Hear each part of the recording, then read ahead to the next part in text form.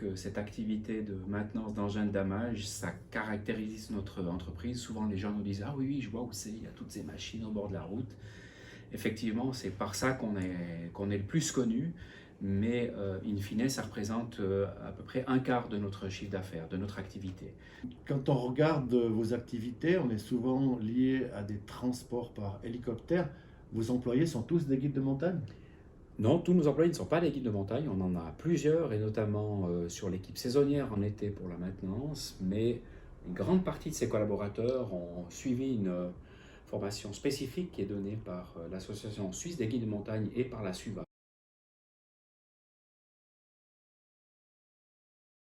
On va dire que c'est notre plus gros client individuel, évidemment, puisque nous entretenons tout le parc d'installation, on fait toutes les révisions calendaires, tout ce qui est planifié, sur le parc de remontée mécanique et sur le parc d'engins de damage.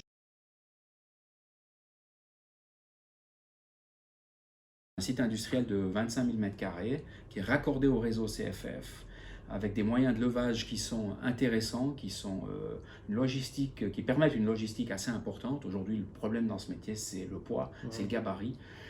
C'est le transport. Et puis, on est à exactement 8 minutes de la sortie de l'autoroute de Martigny.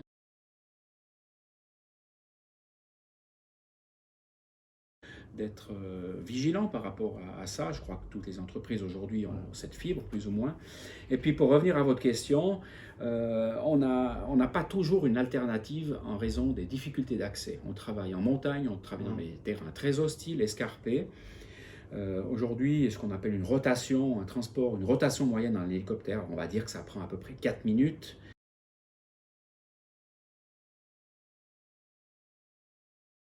Et effectivement, quand il y a eu cette quasi-parité qui a été décidée, la valeur intrinsèque de notre stock a diminué. Et là, ça a été un petit peu difficile, il a fallu provisionner et amortir.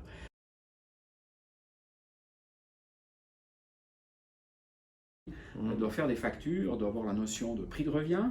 Et puis c'est un autre business model et il a fallu du temps pour inculquer ça.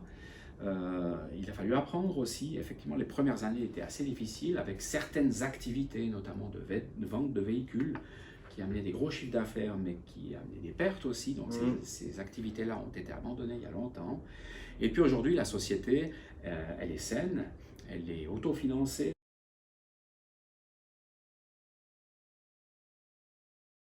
On l'a fait dans le cadre de nos processus de qualité et évidemment, vous avez cité le mot vision.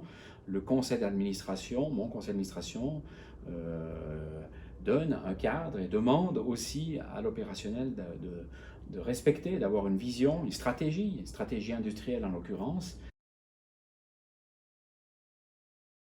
La relation entre ces deux mondes, c'est la montagne. C'est une via ferrata où finalement qu'on soit sur un lac artificiel, elle est la même et ça se passe extrêmement bien. Merci beaucoup pour cette interview.